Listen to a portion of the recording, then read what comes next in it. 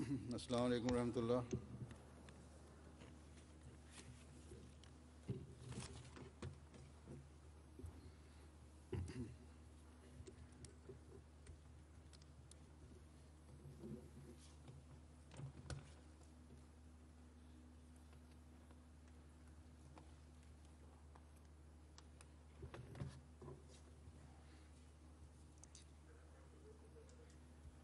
أشهد أن لا إله إلا الله وحده لا شريك له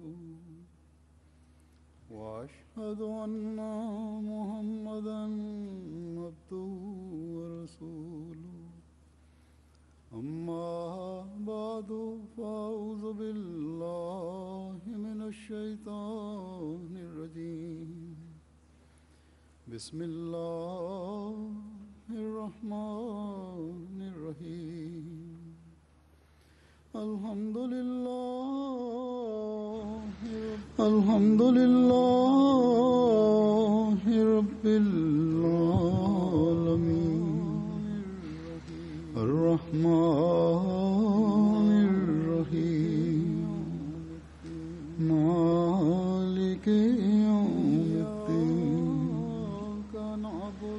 إياك نعبد وإياك نستعين اهدنا الصراط المستقيم صراط الذين أنعمت عليهم غير المغضوب عليهم ولا الضالين۔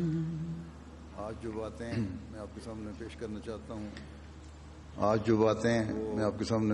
چاہتا ہوں وہ عورتوں کے لیے بھی اسی طرح ضروری ہیں جس طرح مردوں کے لیے، عورتوں کے لیے بھی اسی طرح ضروری ہیں جس طرح مردوں کے لیے، یا ان باتوں سے یہ احساس پیدا نہ ہو کہ یہ مردوں کے لیے ہیں، اس لیے عورتوں کے لیے پھر ان کی اتنی اہمیت نہیں ہے۔ عورت اور مرد، اسلام نے عورت اور مرد گھر کی اکائی ہیں، دونوں جو ایک گھر کی اکائی ہیں، ان پر ذمہ داری ڈالنے کے لیے، کہ اپنے گھروں کا حق ادا کرنے کے لیے، سمجھنے اپنی اکائی کی حصہ بنانے کے لیے۔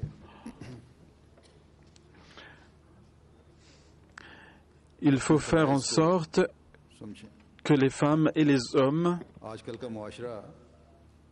comprennent leurs responsabilités par rapport à l'unité au niveau du foyer. Dans la société d'aujourd'hui,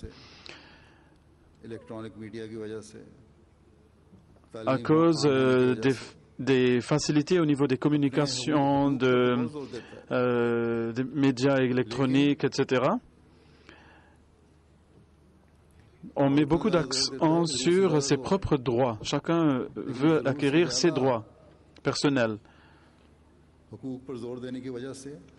Même par trop, on pourrait dire.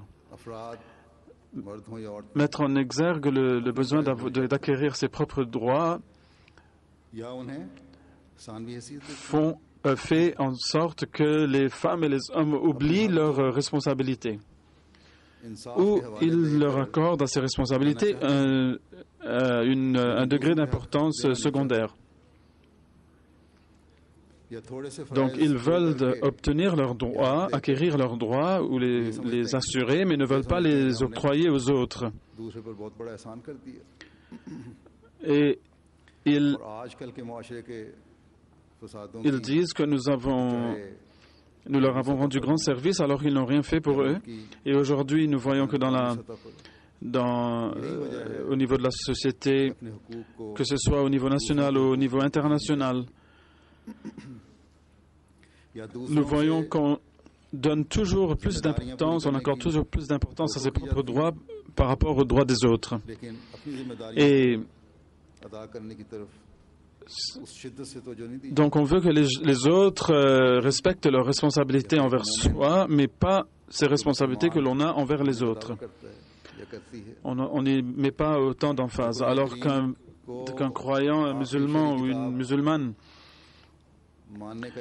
déclarent, selon le Coran, qui est le dernier livre révélé par Dieu, ils disent qu'ils y croient. Ils déclarent y croire. Et un Ahmadi, que ce soit un homme ou une Ahmadi, une femme, donc, qui croit dans l'imam envoyé à l'époque dernière par Dieu, donc Allah dit à ceux-là qu'il faut qu'ils se tournent vers les devoirs qu'ils ont envers les autres. Si vous allez faire des efforts pour vous acquitter de ces responsabilités, eh bien, vos droits vous seront aussi octroyés, seront aussi garantis par la même. Et ces droits, ces responsabilités, que Dieu a imposées aux croyants sont de deux types. Il y a les devoirs que nous avons envers Dieu et puis les devoirs que nous avons envers les créatures de Dieu. On les appelle donc les huququllah et les huququl ibad. Ces deux types de devoirs que nous avons, en les accomplissant, c'est-à-dire, je veux dire qu'il y a des gens qui pensent les accomplir, mais ils ne les accomplissent pas.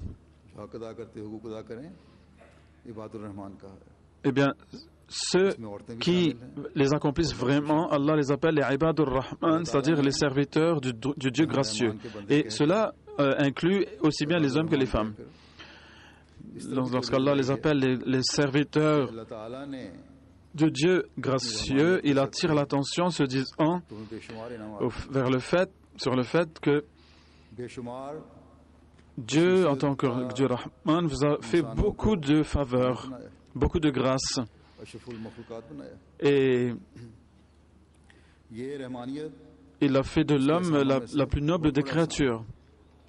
C'est sa Rahmaniya qui l'a poussé à se faire. Et cela, c'est un grand service que Dieu a rendu, une grande faveur de Dieu sur l'homme. Et cela a été fait sans aucune distinction à tous, sans discrimination. Est-ce que cela n'attire pas votre attention vers le fait que vous devez accomplir vos devoirs envers ces créatures, que vous leur accordiez leurs droits? Donc, lorsqu'un homme, après avoir fait un tout petit acte de bien, lorsqu'il désire avoir des applaudissements pour cela, eh bien Allah, quant à lui, qui a fait plus de grâce que tout autre puisse jamais le faire, eh bien lui, on ne se tourne pas vers l'accomplissement des devoirs envers ses créatures.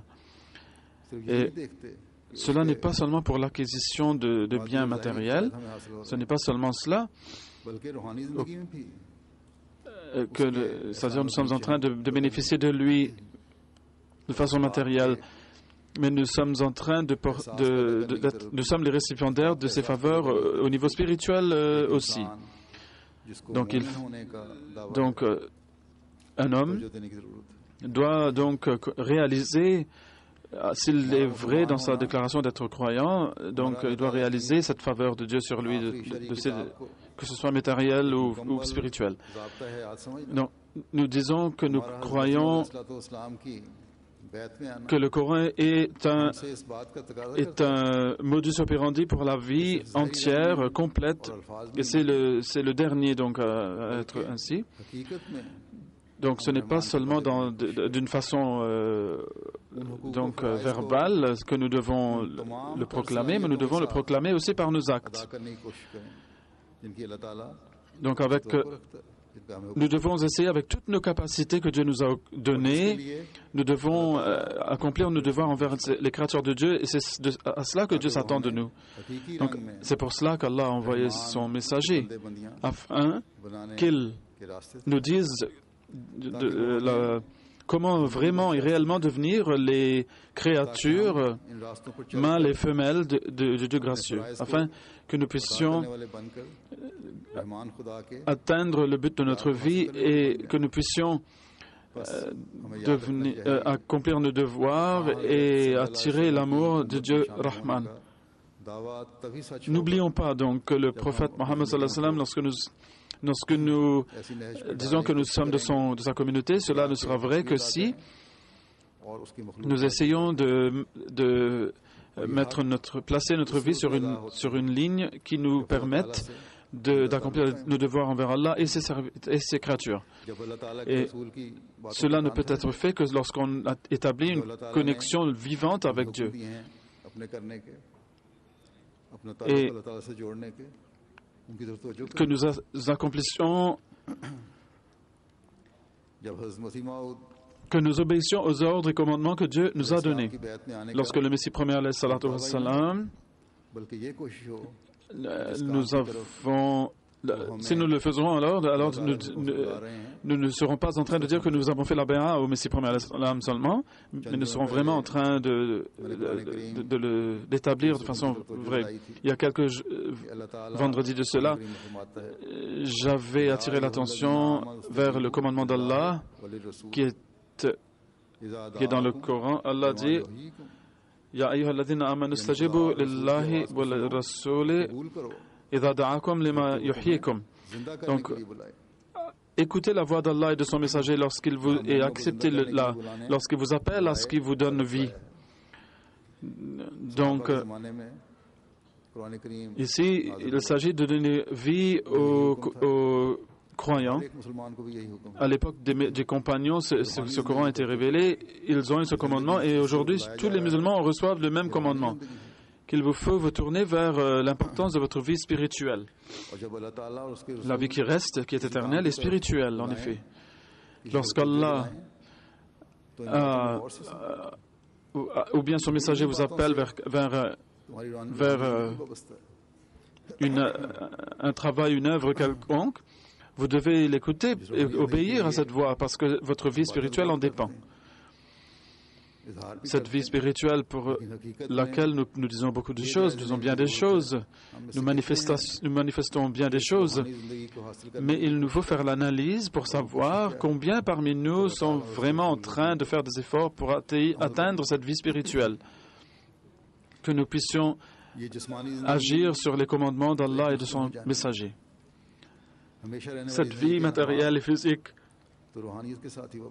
est éphémère, elle va disparaître, elle va s'arrêter un jour. Donc la vraie vie, c'est la vie spirituelle, et celle qui nous amènera à Allah, c'est la vie dans laquelle nous obéissons aux commandements d'Allah et où nous faisons des progrès au niveau de la spiritualité. Que nous gardions toujours en vue les devoirs envers Allah et les devoirs envers ses créatures. Et c'est ainsi que nous pourrons continuer à obtenir les récompenses venant de la part d'Allah.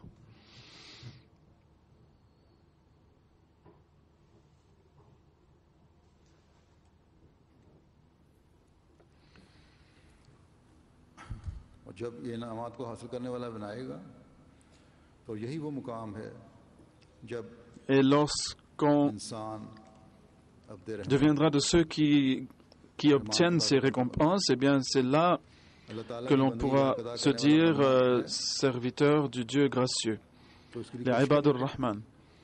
Donc, si vous voulez devenir ces serviteurs du Dieu gracieux, il faudra faire des efforts, évidemment. Il faudra s'évertuer à atteindre ce degré. Il faut que nous nous souvenions du fait que lorsqu'on est entré dans la communauté du Messie premier alayhi salam en faisant la bay'a, nous devons nous souvenir du fait que nous voulons à présent être des serviteurs du Dieu gracieux. Qu'est-ce que cela signifie? Ce sont les conditions de la bay'a qu'un Ahmadi, un musulman Ahmadi, promet de suivre lorsqu'il accomplit le serment d'allégeance, la bay'a. Parmi ces conditions de la bay'a, le Messie prophète alayhi salam a explicité tous ces devoirs que nous avons de façon très détaillée, en accomplissant lesquels nous pouvons devenir des serviteurs du Dieu gracieux, auxquels Dieu s'attend. de nous. Donc, après cela, une personne ne s'immisce pas dans le mal pour devenir le serviteur du Dieu gracieux en accomplissement ses devoirs envers Dieu. Il ne faut pas que les gens pensent qu'ils sont plus grands que les autres, parce que quand vous avez fait le serment d'allégeance, un Ahmadi a promis qu'il a fait la promesse de ne pas faire le shirk, de faire l'idolâtrie. Donc, si une personne commet du mal, c'est parce que la personne va commencer à mentir. Et la personne dit, bon, ça va, si je mens, si je vais présenter des faux témoignages, cela importe peu. Et ils vont dire que ce n'est pas vraiment un mensonge. Si on va arranger un peu les choses, qu'est-ce que cela peut changer, peut-on penser? Donc, c'est un tel péché qui va continuer à faire s'enfoncer la personne davantage dans le mal et qui va consommer, pour ainsi dire, toutes ces bonnes actions, ces bonnes œuvres, et va encourager la personne à léser les droits d'autrui. Et c'est pour cela que le Messie Prophète salam a donné beaucoup d'importance au fait de ne pas mentir. Et puis se sauver des indécences. Il y a beaucoup d'emphase mise là-dessus aussi dans la société d'aujourd'hui. Nous voyons que la liberté est au nom de l'éducation. On est en train de détruire les gens. Si une personne réfléchit, une personne intelligente réfléchit, eh bien, une personne à laquelle Dieu a donné un peu de discernement, cela aussi est une partie de sa grâce, que Dieu lui a donné la chance de devenir un Ahmadi. Eh bien, cette personne réfléchit, elle verra que les choses qui sont en train d'être poussées en avant au nom de la liberté, c'est destructeur. Donc, dans cette société libertine, nous devons tout le temps, constamment faire l'analyse de notre âme. Chaque Ahmadi, en effet, a fait la promesse qu'elle ne va pas donc se laisser aller à la tromperie ou à léser les droits d'autrui ou à l'indécence. Toutes ces choses, donc, on a fait la promesse de ne pas se laisser aller. Ce sont les désirs, les bas désirs, donc les désirs bestiaux, on peut dire, qui sont très destructeurs. D'abord, on donne le nom à ces choses, à ce libertinage, l'éducation, la liberté de la femme. Et ensuite, toutes sortes de problèmes commencent à en être. Et tout d'abord, cela influe sur la paix du foyer. Donc, tout homme et toute femme doivent donner beaucoup d'attention à cet aspect de leur vie au foyer. Et puis, il y a aussi cette promesse d'être humble. Cela fait partie aussi des conditions de la bay'a. Allah, en ses faveurs, lorsqu'on se souvient donc des faveurs d'Allah, nous avons promis que nous allons toujours le louer, que nous allons reconnaître sa grandeur et son excellence. Lorsqu'on va se souvenir de ses faveurs, c'est là qu'on aura la force d'accomplir nos devoirs envers lui. Et puis, que nous allons encourager les autres, que nous allons nous sauver des innovations et des mauvaises coutumes, Oui.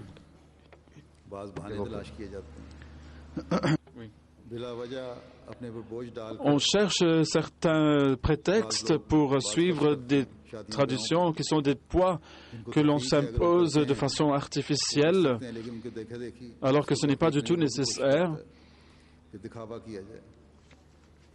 Il y a des gens qui n'ont pas les moyens de suivre ce que font certaines personnes au niveau de leur mariage, mais eux, ils commencent à suivre ces traditions et cela devient de lourds poids qu'ils doivent supporter, des jougs qu'ils doivent porter au cou. Cela devient une tradition néfaste. Donc il faut que les gens se fassent leur analyse à ce sujet aussi. Et puis, il y a l'accomplissement des 5 prières quotidiennes. Cela est aussi une chose sur laquelle le Messie premier a attiré l'attention en l'incluant au niveau des conditions de la bay'a. Et le prophète Mohammed sallallahu alayhi wa sallam nous a rappelé à ce sujet, nous a fait des rappels maintes et maintes fois. Puis le Messie premier alayhi salam a aussi dit que si vous voulez devenir serviteur du Dieu gracieux, si vous voulez être des véritables croyants, eh bien, il vous faudra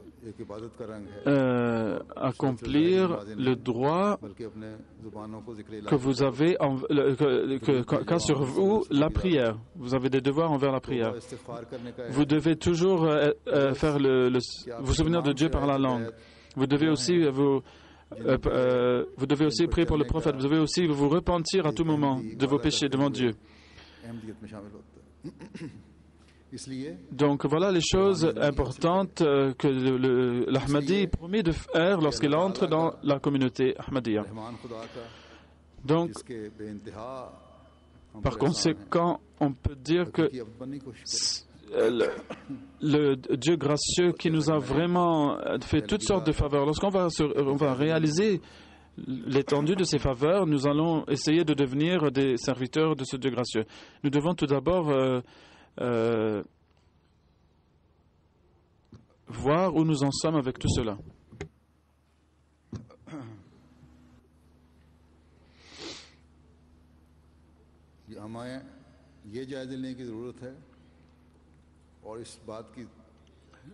Il faut aussi que nous analysions le fait et nous devons faire des efforts pour faire cette analyse. De savoir c'est quoi au juste que le Dieu Ar-Rahman, donc le gracieux, veut de nous.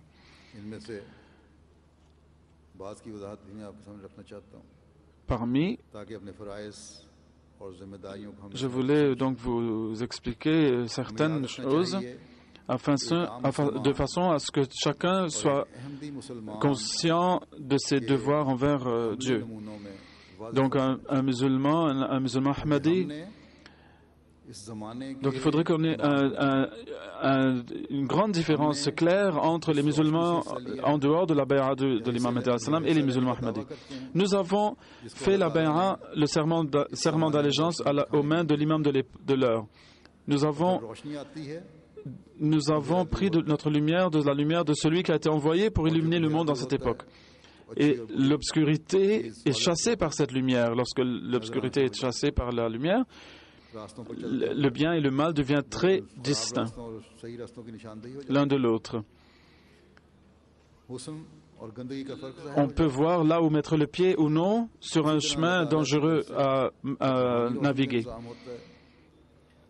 Donc, lorsque Dieu fait en sorte que nous ayons une lumière spirituelle dans le monde, eh bien, le mal et le bien deviennent très distincts. Les gens qui ont le cœur pur commencent à voir la différence, à pouvoir distinguer entre le bien et le mal de façon claire, grâce à cette lumière. Donc c'est là la grâce de Dieu qu'à cette époque-ci, le prophète Mohammed sallallahu alayhi wa sallam, donc il y a quelqu'un donc qui croit dans le prophète Mohammed sallallahu alayhi wa sallam et qui le suit, et qu'il soit venu à cette époque donc pour illuminer cette époque dans laquelle nous vivons. Donc, notre devoir est de se comporter de façon très distincte des autres musulmans. Nous devons faire très attention même à nos petits mots qui nous pèsent dessus donc dans notre âme, et que nous essayons d'adopter le tout bien en nous. Et voilà l'état qui va nous faire de nous de véritables croyants, dans le vrai sens du terme. Et Dieu a promis que pour cela, Dieu sera leur ami et va être aussi leur aide. Il leur viendra en aide quand ils auront besoin de lui. Allah dit yukhrijuhum min adh-dhulumati ila an-nur. Allah, lorsque vous avez son aide, eh bien Allah vous enlève des obscurités, de toutes sortes d'obscurités vers la lumière. Entre le croyant et le mécréant, on voit une différence distincte qui commence à naître. Être croyant, ce n'est pas, ou musulman, ce n'est pas juste lancer le slogan du nom de l'islam partout. Il faut changer son cœur pour manifester le véritable islam en soi. Et lorsqu'on fait cela, eh bien, Allah change le mal en nous par la lumière du bien, des bonnes œuvres. Et Allah établit une différence entre les croyants et les non-croyants. Donc Allah, qui a donné une lumière spirituelle, qui est une manifestation de la lumière du prophète Mohammed sallallahu alayhi wa sallam en ce monde d'aujourd'hui, nous devons essayer vraiment d'en profiter. Le prophète Mohammed sallallahu alayhi wa sallam a dit que le Messie premier alayhi salam, le Mahdi aussi, sa venue c'est comme ma venue à moi. Et Allah l'a dit dans le Saint-Coran, il a dit wa akharina lamma yalhaqu bihim. En disant cela, il a indiqué que le Messie premier alayhi salam est comme si sa venue c'est comme la venue même du prophète Mohammed sallallahu alayhi wa sallam. Et le Messie promis a été déclaré être de parmi les véritables suivants du prophète sallallahu alayhi wa sallam. Donc le musulman Ahmadi, homme ou femme, doit essayer de devenir un véritable croyant et un véritable serviteur de Dieu gracieux en créant la situation d'âme qu'avaient connue les compagnons du prophète Mohammed sallallahu alayhi wa sallam, pour faire garder parmi nous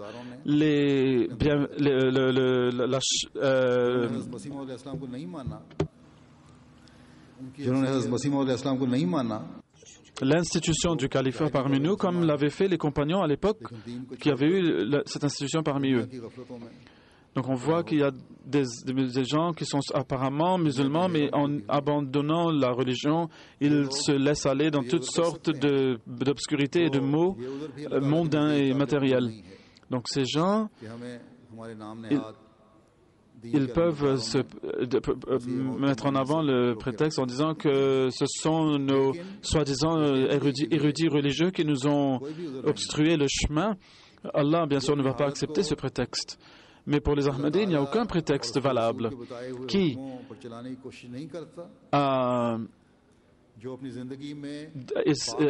donc celui qui ne fait pas l'effort de se changer selon les instructions du prophète Mohammed sallallahu alayhi wa sallam et du Messie promis, alayhi salam, qui n'essaye pas de se changer de façon pure, d'amener un changement pur en lui-même, une transformation pure, et qui n'essaye pas de sortir donc des obscurités. Comment est-ce que la personne peut dire que nous étions dans les obscurités de cette époque, de la nuit de cette époque, et que c'est ainsi que nous n'avons pas pu faire la distinction entre le bien et le mal? Cette personne-là a tort. Cela ne sont que des prétextes verbaux. Cette personne, et ce n'est qu'une déclaration verbale que de croire dans le Messie promis alayhi salam. En fait, cette personne-là ne croit pas vraiment dans l'imam Mahdi alayhi salam. Allah dit continuez à rappeler aux gens le bien. Donc les non-Ahmadis n'ont pas ce système parmi eux, quelqu'un qui leur rappelle le bien, de faire le bien et de se sauver du mal. Mais nous avons cela, nous vivons dedans, nous avons ce système chez nous.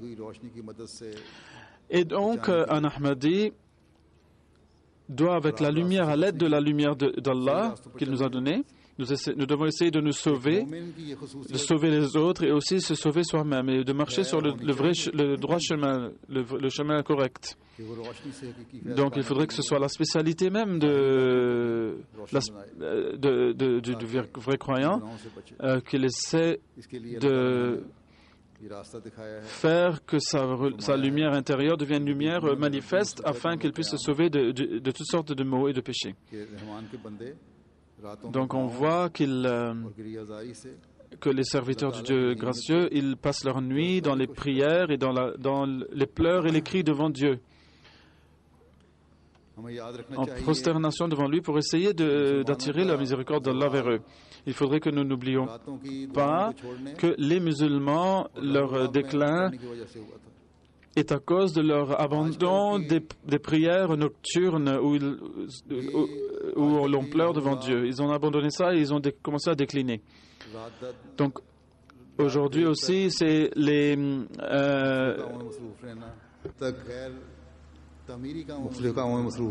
amusements en tout genre, les distractions en tout genre, il y a la télévision, les films, l'Internet, donc on ne peut plus se lever pour le Fajr à cause de cela. Le Tahajjud, on n'en parle même pas, même le Fajr, il passe. Donc, et s'il n'y a pas la prière de Fajr, eh bien là, on a le déclin qui commence à s'installer, à s'instaurer. Et donc, il nous faut songer à préserver, à protéger nos prières. Parce que nous avons vu qu'au niveau de l'histoire, au cours de l'histoire, le déclin a eu lieu lorsque ces choses-là ont été abandonnées et oubliées. Allah n'a pas donné une promesse sans condition, inconditionnelle. Il a dit que si vous allez continuer à garder vivantes vos prières, votre adoration, la nuit, etc., eh bien là, je vous promets de continuer à vous donner le progrès, à vous assurer le progrès. Il y avait donc cette condition attachée. Donc lorsque nous essaierons de vivre notre vie de cette façon-là, selon ce mode-là, nous pourrons alors nous pourrons entrer dans le nombre des vrais serviteurs de Dieu qui ne sont pas ingrats, qui sont reconnaissants. Nous avons accepté l'imam de cette époque. Donc nous devons effectuer ce changement, cette transformation pure en nous. Et pour cela, nous devons utiliser toutes nos forces et toutes nos capacités pour faire des efforts dans ce sens. C'est notre devoir, en fait, qu'après avoir accepté l'Ahmadiyya, que nous devenions de ceux qui profitent des rappels et que nous soyons reconnaissants envers Dieu. Et cet état doit aussi être transféré vers les autres, que cela devienne une lumière pour les autres. Lorsque je vois les rapports des organisations auxiliaires de la Jamaat et des Jamaat elles-mêmes, locales et nationales, que nous avons distribué tant de brochures, de tracts, etc. Mais cela ne sera d'aucun effet tant que vous ne vous changerez pas et vous ne deviendrez pas de véritables Ahmadis. Tant que vous ne serez pas en train de montrer dans la pratique que vous êtes des véritables suivants du Messie Prophète en essayant d'enlever toutes ces faiblesses et en montrant de la reconnaissance réelle des faveurs de Dieu et que nous remercions Dieu de nous avoir donné la chance d'enlever nos maux et que vous soyez en train de remercier Dieu pour son aide qu'il est en train de nous assurer et qu'il est en train de nous donner des fruits de notre tablir. Il nous en offre le fruit et qu'il est en train de nous permettre de nous lever pour faire des prières durant la nuit et qu'il est en train de nous aider à nous débarrasser de nos maux. Et lorsque un homme devient un tel serviteur de Dieu ou une femme devient une servante de Dieu, lorsque cette personne-là va faire l'effort de devenir cela, eh bien Allah dit qu'une telle personne aura donc la qualité de marcher avec humilité. Ils seront des exemples d'humilité, des modèles d'humilité sur la terre. Lorsqu'ils marchent sur la terre, ils marchent humblement. Un croyant et chacun d'entre nous, donc, a le devoir, et c'est très important pour cette personne-là, de se faire son analyse personnelle pour voir à quel point nous avons cette qualité en nous.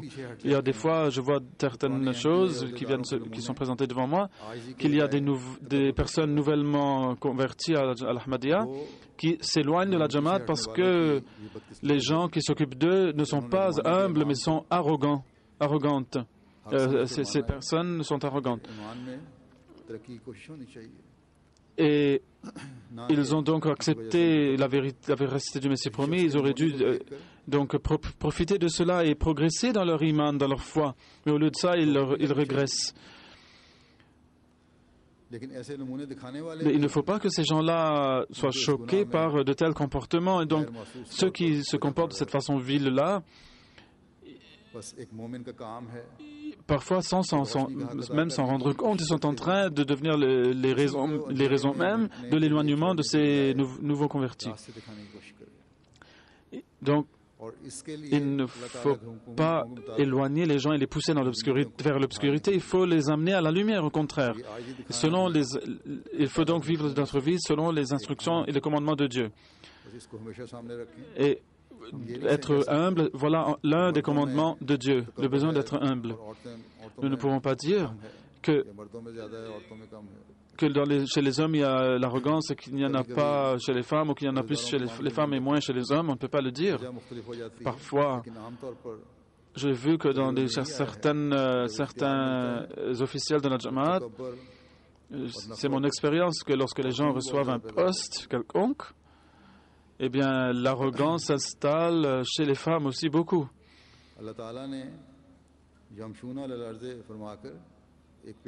L'arrogance naît beaucoup donc chez les femmes, c'est ce que j'ai vu.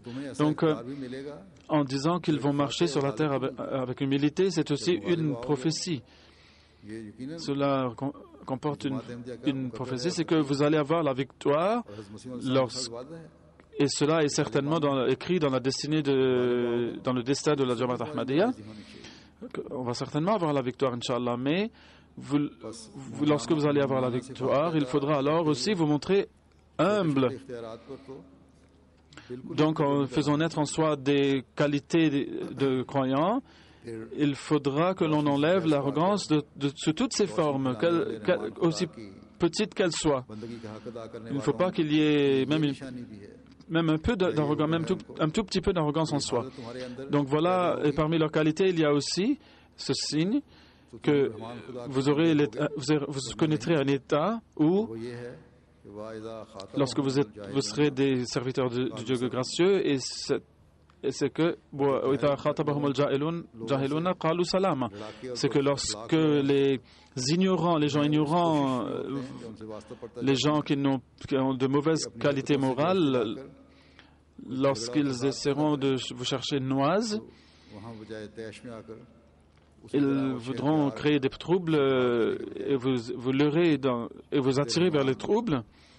Au lieu de leur répondre, il faudra juste leur dire, si vous êtes vraiment des serviteurs du Dieu gracieux et de vrais croyants, il faudra juste leur dire que vous ayez la paix, que la paix soit sur vous, le salam. Nous ne voulons que la paix pour vous et rien d'autre. Donc, voilà le secret du succès du mu'min, du croyant. Donc, face à la méchanceté, donc, donner une réponse paisible telle que celle-là devient un modèle de lumière pour beaucoup de gens présents qui sont témoins de ce qui est en train de se passer. Et donc, si on va avoir la victoire et quand on l'aura, Inch'Allah, eh bien, même là, il faudra que les vrais serviteurs du Dieu gracieux ne répliquent pas aux injures des gens ignorants, mais qu'ils leur envoient seulement le message de la paix. Donc, on voit que nous voyons qu'il y a des gens qui s'opposent au gouvernement, aux leaders des pays musulmans.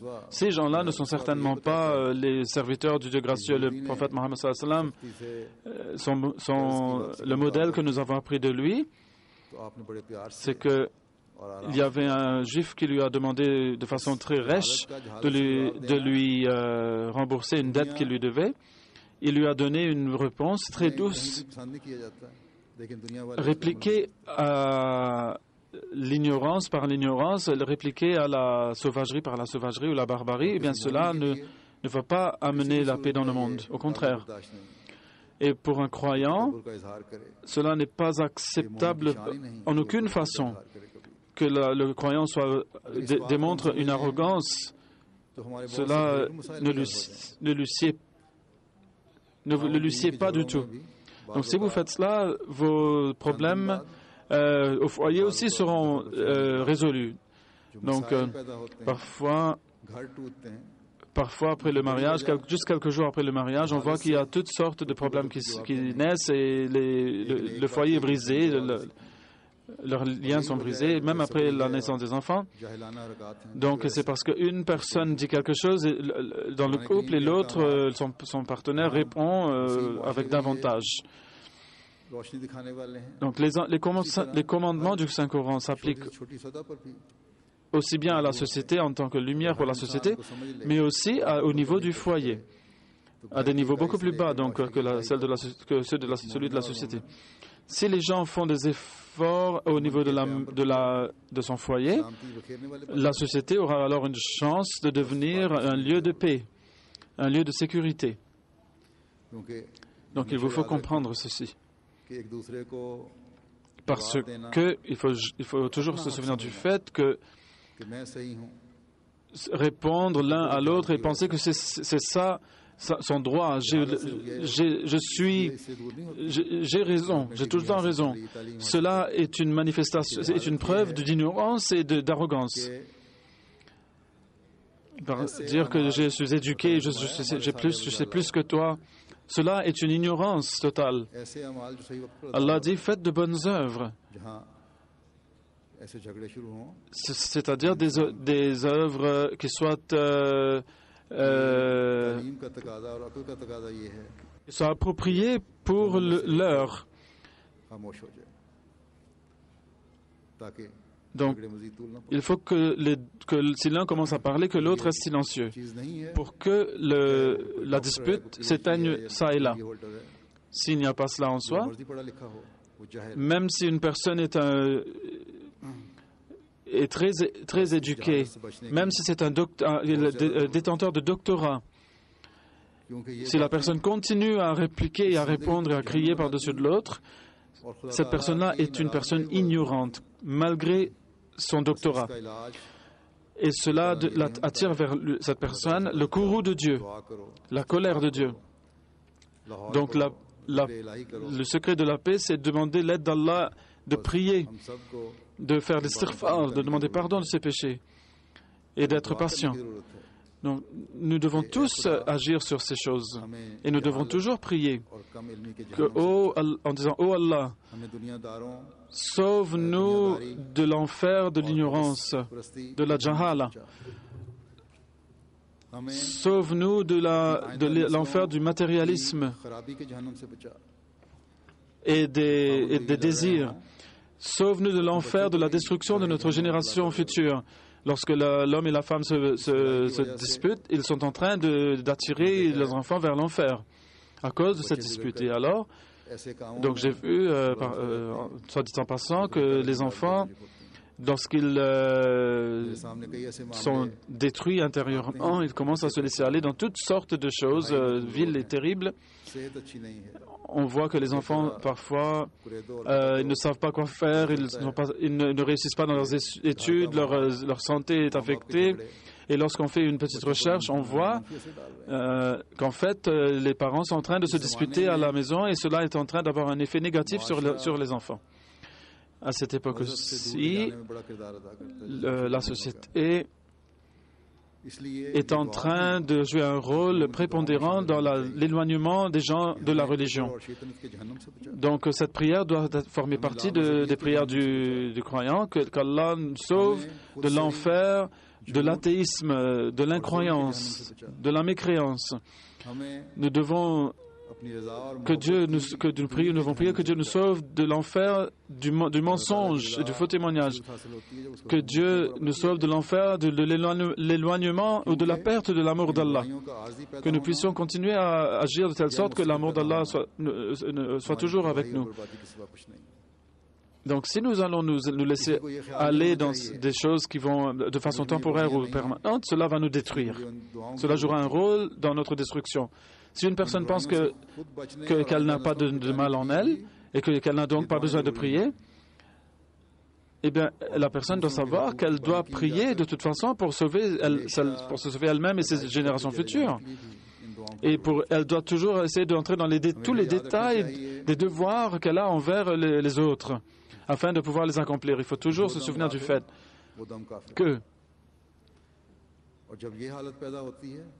qu'une personne qui devient négligente et devient facilement athée.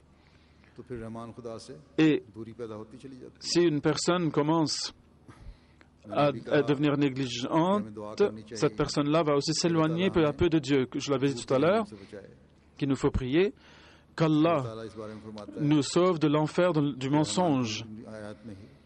Allah dit à ce sujet que parmi les signes des serviteurs de Dieu, que la yashhadun az-zur, ils ne donnent pas de faux témoignages. Que lorsqu'ils témoignent de quelque chose, ils ne disent que la vérité. Voilà une chose vraiment élevée. Une chose de haut niveau, que nous ayons accepté le Messie, l'imam de l'époque, et donc nous promettons de toujours dire la vérité. Mais est-ce que nous avons atteint notre objectif en étant véridiques à tout moment? Oui, une partie, bien sûr, sera atteinte, mais une autre partie ne sera atteinte et réalisée que lorsqu'il n'y aura aucune contradiction entre nos paroles et nos actes. Il faut que la vérité soit manifestée par toute partie de notre corps, de notre être. Que la vérité devienne notre trait distinctif au niveau de la société. Après, la croyance dans l'unicité de Dieu, l'unicité absolue de Dieu, c'est le bien qui vient en deuxième lieu, c'est la vérité, la véridicité. Il y a des milliers de personnes qui ont le sens de la miséricorde et de la compassion en eux, et qui ont la justice aussi en eux. Mais la vraie manifestation de la véracité et du vrai témoignage, il y a la plupart des gens dans le monde qui ne sont pas prêts à le faire à tout moment. Nous voyons en Europe des gens très éduqués,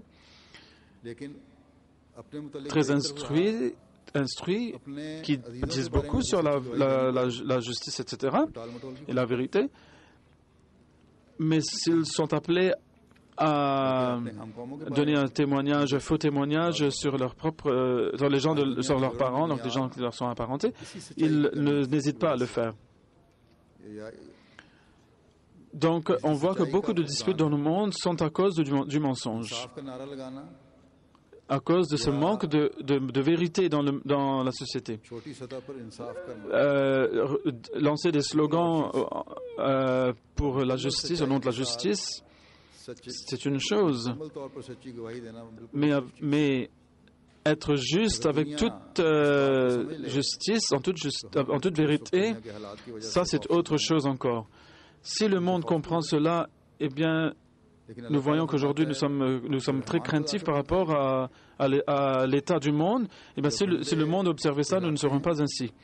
Allah dit que les serviteurs du Dieu gracieux, lorsqu'ils sont appelés serviteurs du Dieu gracieux et se disent l'être, ils font tout pour accomplir le devoir de tous et ils ne cachent jamais le témoignage pour ce faire.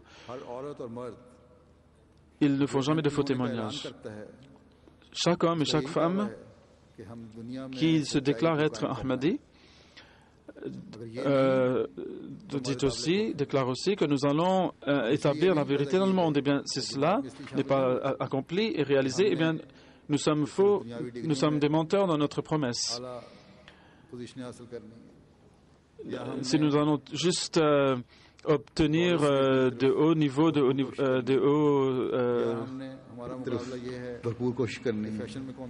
des diplômes, etc., au niveau de l'éducation, et nous allons suivre la mode vestimentaire au plus haut niveau. C'est ça notre but. Et bien cela n'est pas du tout le but d'un Ahmadi. Nous, notre but, c'est de faire progresser la vérité dans le monde. Si nous ne faisons pas cela, eh bien notre déclaration d'être Ahmadi est tout à fait vide et creuse. Donc on ne peut pas abandonner le véritable témoignage. Si nous le ferons, nous allons nous éloigner de Dieu. Nous serons en train de mentir. Si nous allons cacher le témoignage que nous pourrions donner, eh bien, vous n'aurez plus si nous faisons ça, nous n'aurons plus de valeur aux yeux de Dieu. Et nous allons commencer à renforcer le règne de Satan dans le monde, au lieu de renforcer le règne de Dieu.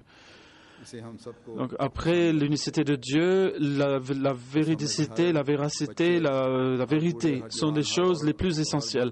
Donc, chaque enfant, chaque vieux, chaque homme, chaque femme doit faire une résolution, doit déclarer de façon solennelle, et surtout les femmes, que nous allons lancer tout un...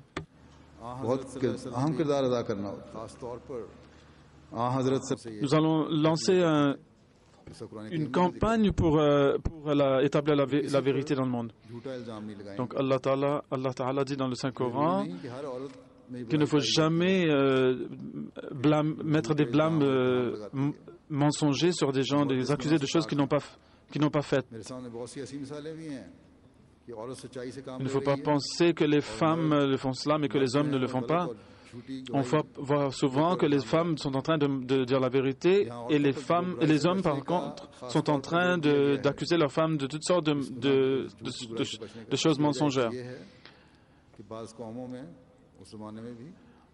On a demandé surtout aux femmes de ne pas mentir. On a vu que dans certains peuples, et chez les musulmans aussi, et chez les femmes de certaines régions, à cause de leur manque d'éducation, que les femmes sont prêtes à mentir à tout moment et pensent que dire des choses de façon arrangée, arranger la vérité un petit peu, que cela ne constitue pas un mensonge. Mais Hazur dit que cela constitue un mensonge. En effet. Donc, l'éducation que reçoit l'enfant dans le giron de sa mère a une profonde influence sur la société. Lorsque l'enfant va voir que sa mère est en train de mentir à tout bout de champ, peut-être parce qu'elle a peur de son mari ou... Donc elle a vu la réalité, mais elle ne dévoile pas la réalité devant son mari. Peut-être que c'est cela. Quoi qu'il en soit, l'enfant va cesser de voir une importance quelconque dans la vérité. Il va cesser de dire la vérité. Et alors son iman sera affecté et sera détruit. Sa foi, donc. Et cela est l'une des raisons principales, c'est-à-dire le manque de vérité au niveau de la société, et que les enfants ne savent plus ce que c'est que le mensonge et ce que c'est que la vérité. Nous voyons que dans la société, il y a toutes sortes de problèmes qui ont surgi, et les enfants alors s'éloignent de la religion. Voilà un résultat de tout cela. Je voudrais aussi spécifier que ce n'est pas du tout nécessaire que toute chose vraie doit à tout prix être révélée. Allah a dit aux gens de ne pas révéler certaines choses, même si elles sont vraies. Parce qu'il y a certaines vérités qui peuvent devenir des sources de troubles dans la société et détruire la paix et la tranquillité au niveau de la société. Donc que ce soit un homme ou une femme, qu'ils ont vu un mal quelconque chez quelqu'un, il faut essayer de ne pas en parler. C'est vrai qu'ils n'ont pas menti, mais Allah a aussi dit qu'il ne faut pas faire de la médisance.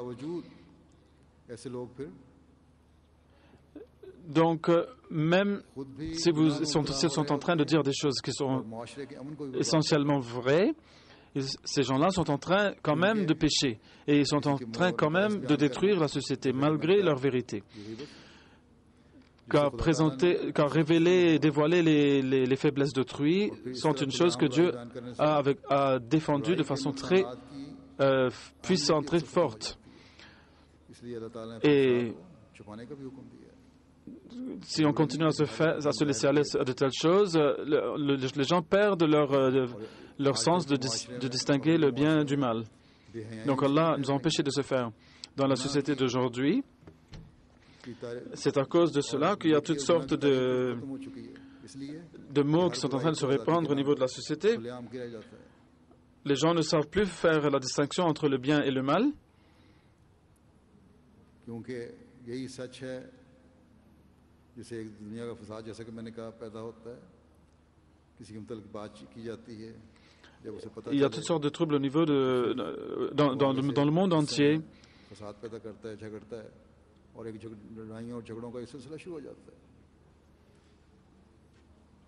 ऐसे मामलात भी मेरे सामने आए Lorsqu'une personne sait qu'une personne a révélé des mauvaises choses sur elle, elle commence à se battre avec la personne à se chamailler avec la personne qui a révélé ses faiblesses. Et cela crée aussi des troubles au niveau de la société. Une fille, par exemple, अपने माँ बाप की कमजोरियां और बातें donc elle vient chez la belle famille. La belle famille dit quelque chose contre la famille de la fille. कि मैं कितनी सादा और सच्ची हूँ Et la fille maintenant va chez ses parents et elle va leur raconter tout ce que sa belle famille a dit au sujet de ses parents. खानदानों में Et elle dit voilà, j'ai dit la vérité. लड़ाइयाँ शुरू हो जाएंगी Et maintenant, qu'est-ce qu'on voit? कि या तो शादी C'est la guerre entre les deux familles, la famille du garçon et la famille de la fille. सालों तक रंजिशों Et le résultat, c'est que le mariage बल्कि ताल्लुकात est détruit, ou bien durant des années, de longues années, les deux familles n'arrêtent plus de se causer du tort l'une à l'autre. फिर हमारा तुम्हारे से ताल्लुक कोई नहीं मैं तुम्हें तलाक दे दूँ Donc, और ऐसी बेटियां भी हैं इस वजह से मजबूर et ils disent, ils essaient, 10-10 साल से अपने माँ बाप की शक्ल नहीं देखी Ainsi, il y a ces filles qui en raison de ces disputes, n'ont pas vu leurs parents pendant des dizaines d'années. Ainsi, on commet ces injustices parce que l'on ne considérait pas ces choses apparemment insignifiantes comme des péchés.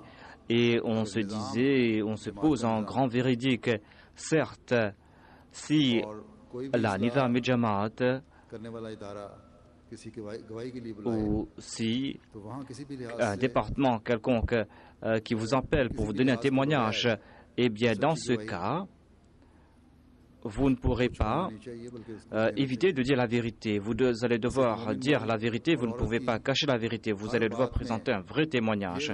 Ainsi, il incombe à un croyant, homme et femme, de फिर अल्लाह ताला ये भी फरमाता है कि वाइज़ा मर्रू बिल्लग़्व मर्रू किरामा यानी इबादुर रहमान किसी भी दुनियावी इज्जत की वजह से या दुनियावी लज़्ज़ात की वजह से मुतासर होकर उन बातों और उन लज़्ज़तों में शामिल नहीं होते बल्कि पहली बचाते हुए ऐसी जगहों से ऐसी मजलिसों से जहाँ सिर्फ दुनियावी लज़्ज़ात हों गुजर जाते हैं बस लग़वियात में हर वो चीज़ आती है जो इंसान को खुदा ताला से दूर करती है और अल्लाह ताला के वाज़ेह अहकामात पर अमल में रोक बनती है चाहे वो नाच गाना है चाहे वो होटलों में बैठकर फ़न के नाम पर शीशे का इस्तेमाल है या हुक्के का इस्तेमाल है मुख्तलिफ़ मुल्कों में मुख्तलिफ़ नाम लिए जाते हैं या लड़कों और लड़कियों की मुश्तरका मजालिस हैं और दोस्तियां हैं जो फिर बाद में दूसरी बुराइयों में मुलव्वस कर देती हैं चाहे ये इंटरनेट पर रातों को बैठकर नमाज के वक्त के लिए उठने में सुस्ती दिखाना है या इंटरनेट पर चैटिंग और फेसबुक का इस्तेमाल है गलत और ये चाहे फिर औरतों में बैठकर सिर्फ दुनियादारी की बातें करना है अपने जेवरों और जोड़ों के बनाने और सिलवाने की बातों में मशगूल रहना है या किसी के बारे में इस टो में रहना है कि उसके खामद के साथ कैसे ताल्लुकात हैं उसका खामद क्या कमाता है फ़लाँ के घर में फ़लाँ वक्त में कौन आया था ये सब लग़वियात हैं اللہ تعالیٰ نے ان سب باتوں سے منع فرمایا اور فرمایا رحمان خدا کے بندوں کے یہ عمل نہیں ہوتے بلکہ ان کے دن اور رات عبادتوں میں اور ذکر الہی میں گزرتے ہیں. بس عام دنیاوی امور میں مصروف رہتے وقت بھی ہمیں ہر وقت یہ خیال رہنا چاہیے کہ میرا دنیاوی معاملات میں مصروف رہنا بھی مجھ میں کبھی یہ احساس پیدا نہ کرے کہ میں خدا تعالیٰ کی نظروں سے اوجھل ہو گیا ہوں، بلکہ ہر وقت یہ احساس رہے کہ مجھے دیکھ رہا ہے. اور جب یہ احساس ہو تو جہاں اللہ تعالیٰ کا خوف رہے گا، غلط کاموں سے انسان بچے گا، وہاں بندوں کے حقوق کی ادائیگی کی طرف بھی نظر رہے گی. ہم اس طرف توجہ رکھیں گے اور توجہ دینی چاہیے کہ خدا تعالیٰ ہم سے کیا چاہتا ہے. خدا تعالیٰ نے قرآن کریم میں اپنے سارے احکامات بیان کر دیے ہیں، وہ بھی ہمیں کرنے چاہیے، ان کو تلاش کرنا چاہیے کہ کون کون سے اس نے کرنے کا حکم دیا ہے، اور وہ بھی اللہ تعالیٰ نے ہمیں بیان کر دیے ہیں جن سے ہمیں بچنا چاہیے. اللہ تعالیٰ نے یہ فرما کر، جس کا میں کل خطبہ میں ذکر کر چکا ہوں کہ کنتم خیر امت اخرجت للناس تأمرون بالمعروف وتنہون عن المنکر وتؤمنون باللہ، یعنی تم سب سے بہتر جماعت ہو جسے لوگوں کے فائدے کے لیے پیدا کیا گیا ہے، جو نیکی کی ہدایت کرتے ہو اور بدی سے روکتے ہو اور اللہ پر ایمان رکھتے ہو. بڑی جامعیت سے اس میں ہماری ذمہ داریاں ہمیں بتا دیں. اگر یہ باتیں ہم اپنے سامنے رکھیں تو تمام قسم کی نیکیوں پر عمل کرنے کی ہماری کوشش ہوگی اور تمام قسم کی برائیوں کو چھوڑنے کے لیے ہم جد و جہد کریں گے. ہم اس بات کی کوشش میں ہوں گے کہ ہم نے رشتہ داروں سے حسن سلوک کرنا ہے اور کس طرح کرنا ہے. ہماری یہ کوشش ہوگی کہ اللہ تعالیٰ کی رضا حاصل کرنے کے لیے ہم نے غریبوں کی خدمت کس طرح کرنی ہے. ہم اپنے اندر یہ وصف پیدا کرنے کی کوشش کریں گے کہ امانت کی ادائیگی کا حق ہم نے کس طرح ادا کرنا ہے. ہم یہ احساس پیدا کریں گے کہ دوسروں کا حق ادا کرنے کے لیے ہمیں کیا قربانی کرنی چاہیے. حسن ظنی ہمارا شیوا ہوگا. اللہ تعالیٰ کے بندوں کی شکر گزاری میں ہم بڑھنے والے ہوں گے. تکلیفوں میں صبر ہمارے اخلاق کی خوبصورتی ہوگا. انصاف قائم کرنے اور احسان کا سلوک کرنے کی طرف ہماری توجہ رہے گی. اپنے عہدوں کو ہم پورا کرنے والے ہوں گے. صلہ رحمی کرتے ہوئے اپنے عزیزوں کے حقوق ادا کرنے والے ہوں گے. والدین سے حسن سلوک ہمارے کردار کی خوبصورتی ہوگی. ہمسایوں سے حسن سلوک اور ان کے حقوق ادا کرنے کی طرف ہماری توجہ رہے گی. غصہ، بغض، کینے سے ہم بچ کر رہیں گے. بدگمانی اور عیب لگانے اور چغلیاں کرنے سے ہم بچیں گے. دوسروں کا استہزاء کرنا اور ان کی تحقیر کرنا اور ان کو کمتر سمجھنا ہمارے نزدیک بڑا گناہ ہوگا. فضول خرچی سے ہم پرہیز کرنے والے ہوں گے. بچوں کو آنکھ کی ٹھنڈک بنانے کے لیے صرف دعا ہی نہیں کریں گے بلکہ ان کو آنکھوں کی ٹھنڈک بنانے کے لیے عملی اقدامات بھی کر رہے ہوں گے. اپنے عمل سے ان کے سامنے اپنے نمونے پیش کر رہے ہوں گے. بیوی خامد کے اور خامد بیوی اور بچوں کے حقوق ادا کرنے والے ہوں گے. اللہ تعالیٰ پر توکل میں ہم بڑھتے چلے جانے والے ہوں گے. غرض کے نیکیوں کی تلقین اور برائیوں سے بچنا ہمیں ہماری اپنی حالتوں میں بھی پاک تبدیلیاں پیدا کرنے کی طرف پیدا کرنے والا بناتا چلا جائے گا. اور ہم اس پاک معاشرے کو جنم دینے والے ہوں گے جس کے قائم کرنے کے لیے حضرت صلی اللہ علیہ وسلم تشریف لائے تھے اور جس کی تفصیلات اور جزیات اللہ تعالیٰ نے ہمیں قرآن کریم میں کھول کر بیان فرما دی اور جس کو اس زمانے میں دوبارہ دنیا میں رائج کرنے کے لیے رائج کرنے اور خدا تعالیٰ کی حکومت دنیا میں قائم کر کے عبد رحمان بنانے کے لیے اللہ تعالیٰ نے حضرت مسیح علیہ الصلوۃ والسلام کو بھیجا. بس ہمیں یہ کوشش کرنی چاہیے کہ ہم رحمان خدا کے ان بندوں میں شامل ہو جائیں جن کے بارے میں خدا تعالیٰ نے یہ فرمایا ہے، اصولی ہدایت یہ فرما دی ہے، اذا ذکروا بآیات ربہم لم یخروا علیہا صما وعمیانا. اور جب انہیں ان کے رب کی آیات یاد دلائی جاتی ہیں تو ان پر بہروں اور اندھوں کا ان سے بہروں اور اندھوں کا معاملہ نہیں کرتے. بس حقیقی مومن اور رحمان کے بندے اللہ تعالیٰ کے حکموں پر عمل کرتے ہیں. جب نصیحت کی جائے اس کو سنتے ہیں، اپنی حالتوں کے بدلنے کی طرف توجہ کرتے ہیں.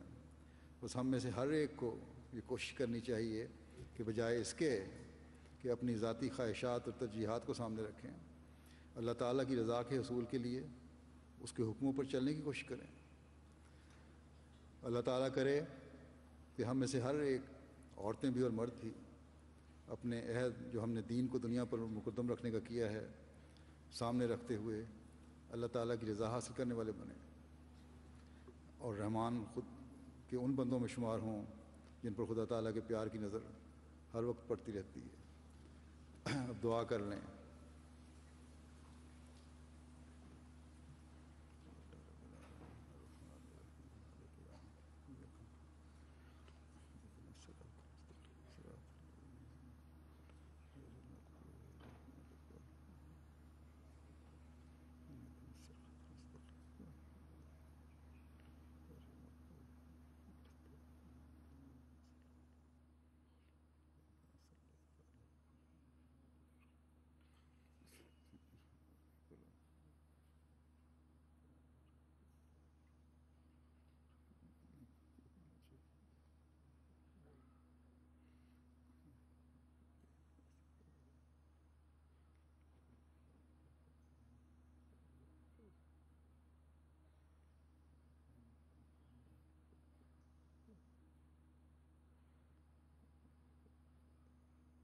آمین.